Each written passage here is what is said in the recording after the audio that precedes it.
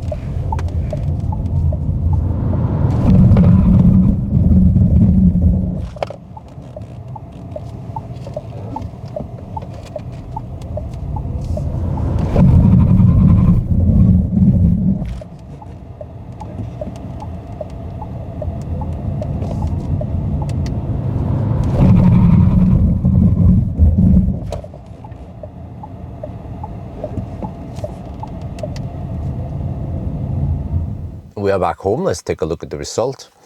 So the Renault 5, according to spec, is 8 seconds, and it was spot on. Yeah.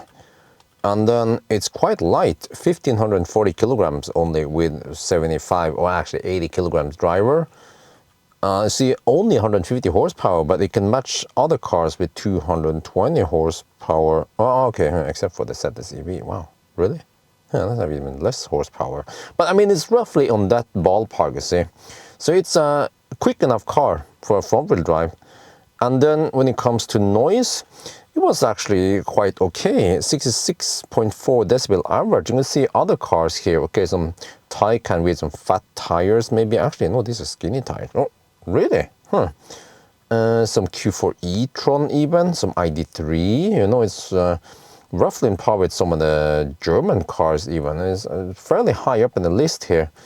And then the last test was the braking test.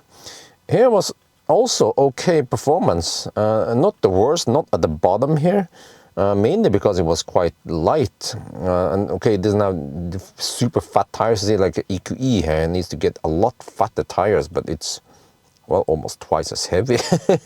So, you see, overall, the Renault 5, because it's so light, it actually becomes nimble.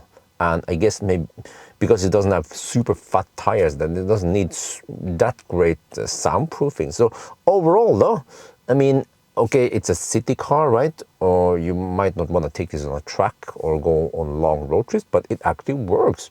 Yeah, not too bad.